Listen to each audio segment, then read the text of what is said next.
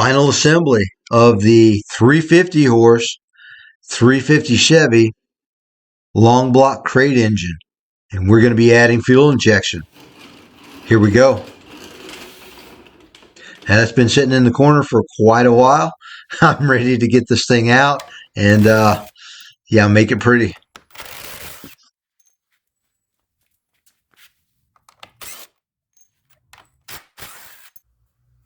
And let's get this thing uncrated, see what we have.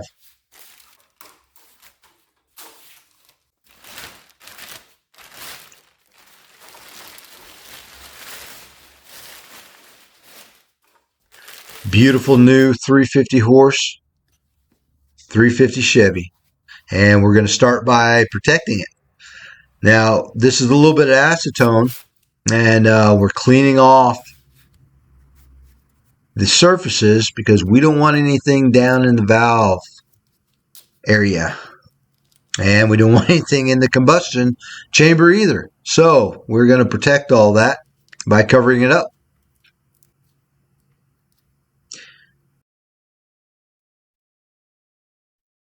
And we're going to get this thing mounted on an engine stand.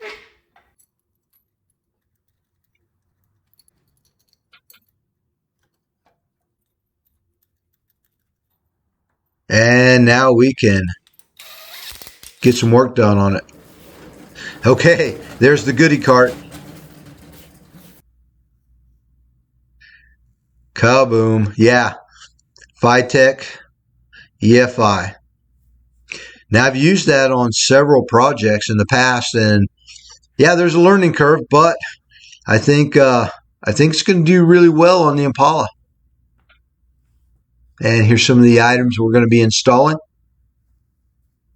And instead of chrome, I went with the Chevy Performance parts.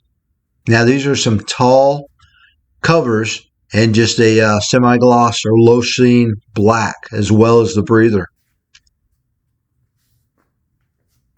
I think it's going to work real well with our black color engine. Okay, let's get the dampener installed. A little bit of WD-40 and a little bit of grease, because the timing cover seal, or crankshaft seal I should say, is dry. So we want to put a little bit of that, and we want to use oil, a light oil, because we're going to be torquing down all of the bolts. And it always seems to work out better. You get an accurate or a more accurate reading with your torque wrench when you use a light oil on the threads, if the threads do not have to have Loctite or any type of thread sealant on them. Okay, now even though there's like grease on the lifters, well, while it's setting, we want to fill that whole chamber and area up on the lifters with a little bit of oil.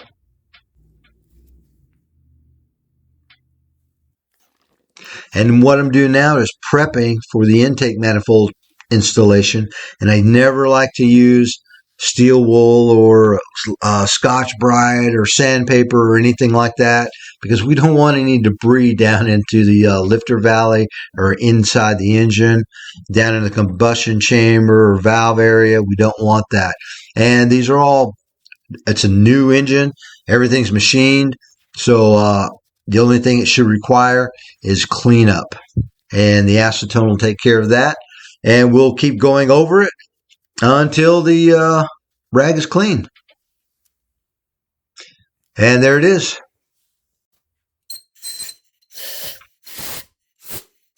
And prior to the intake installation, we're going to blow that valve area out. And we've got some really nice hardware, Velcro gaskets. And here's going to be another little tip.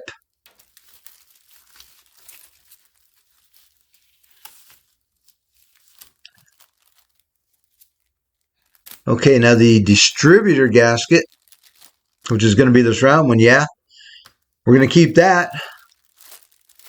Now these are end gaskets for the manifold. and they're going to go home. And the reason is sometimes those will slip. And now you've got an oil leak. And here's another little tip. Okay, washers, and especially these washers. Washers have an up and a down. And what I mean by that is one side has a slight bevel and the other side will be flat. Flat side goes down. And it's always, whether it makes a difference or not, it's always best practice. Always do best practice. Always be consistent. Now, here's another big tip. Those center holes, okay, the threaded part on the head is exposed to the crankcase, or exposed to the lifter valley, and that's exposed to all of the crankcase pressure. And you always want to use a sealant, thread sealant, on those 4 bolts, especially 2 on each side, because if you don't, what can happen is the crankcase pressure will make the oil creep up the threads, and then on your brand new intake, after you run the motor for a little while, well, you have a nice oil stain. Yeah, we don't want that. And so instead of those end gaskets that are supplied in that kit, well, what we want to do is lay a really nice, fat, consistent bead of a good RVT. And that's just a silicone sealant. A high temp silicone sealant. And here's another important tip. We want to go that far up on the head because we don't want any leaks or anything. And now the intake gaskets, also there is an up and a down. Okay, now that silver piece is a restrictor plate, and that would be removed if we were using an older style heat choke. The engine would heat up through that passage, through the intake manifold, and through tubes into the carburetor, and that would be controlling your choke. And that's, nobody does that anymore, so that's the reason a restrictor plate is in there. Gaskets are right. Now we want to line this intake manifold up and go straight down. We don't want to move it because we don't want to damage or smear that silicone or get the gaskets out of place.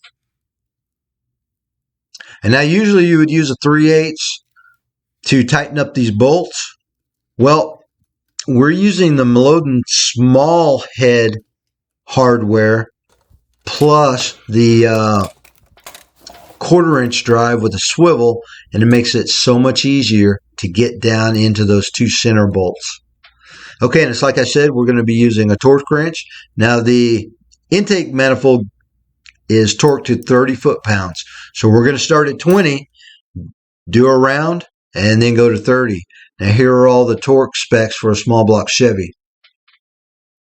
And torque sequence for the head and intake. And distributor rotation and firing order. Okay, let's just set these covers on here. I've been dying to do this. This thing's going to look so good. Now, these aren't going to stay on, so that's why there's no gasket. Whenever we install this engine, well, we're pulling those valve covers off because we're not going to damage those installing the engine into the car. Then once everything's set into place, we'll come back, reinstall those. Okay, so here are the EFI studs.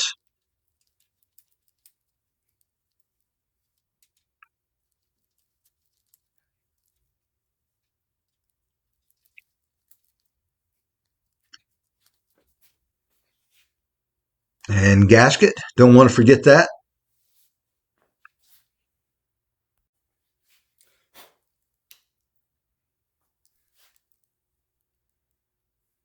Man, that thing's beautiful. It is. It's just beautiful.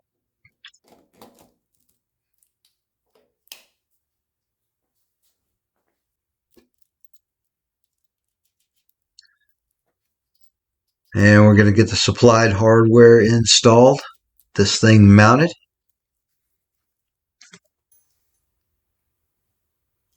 And that's the carburetor stud.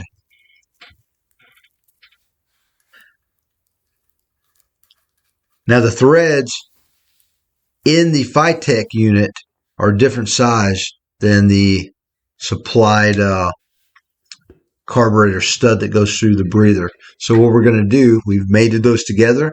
Now we're going to measure it out and cut that thing off, because our wing nut is a bow tie wing nut and it doesn't go all the way through, or the stud doesn't go all the way through the wing nut.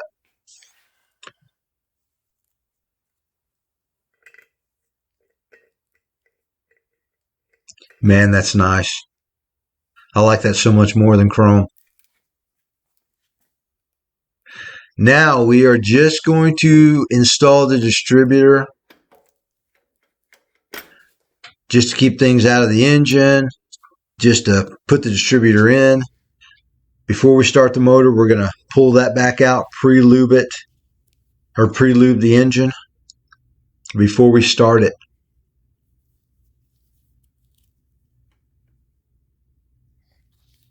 Now we're going to be installing the thermostat housing, and it uses an O-ring. We pre-lubed it with a little bit of light oil there.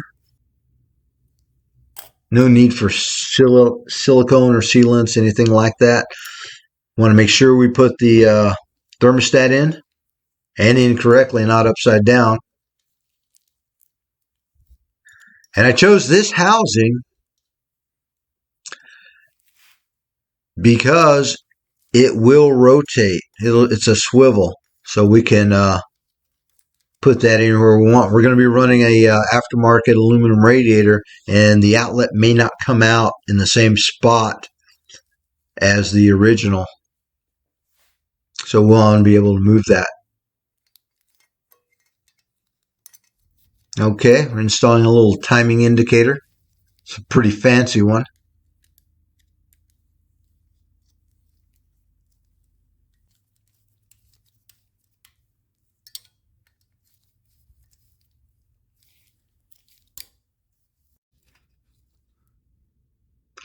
And since we're going to be using an EFI, well, we're going to be using an electric fuel pump.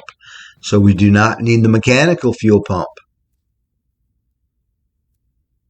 And just putting on a really thin coat of RVT. Some people put it on, some people don't. They just use the gasket. You know, that's your choice. Whatever you feel comfortable with.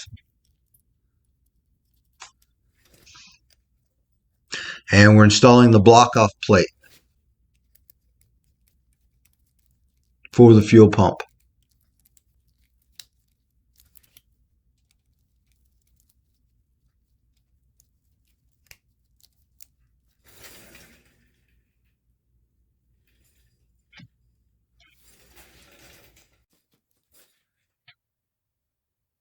And just a little bit of RVT. We're installing the water pump.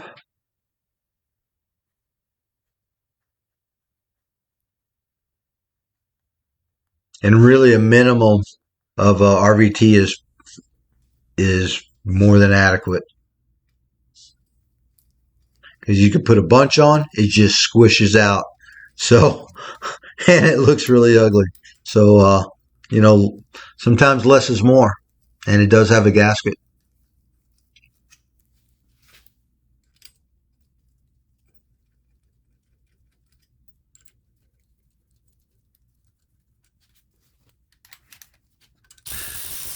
This is really going to enhance the Impala. Wow.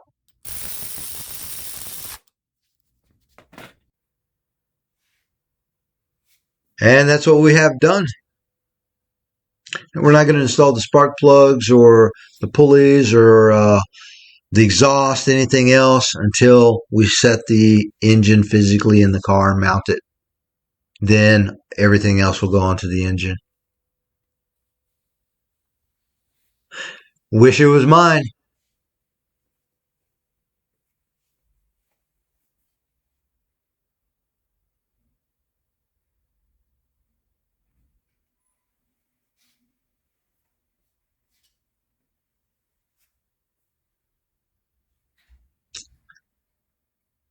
And as always, thanks for watching.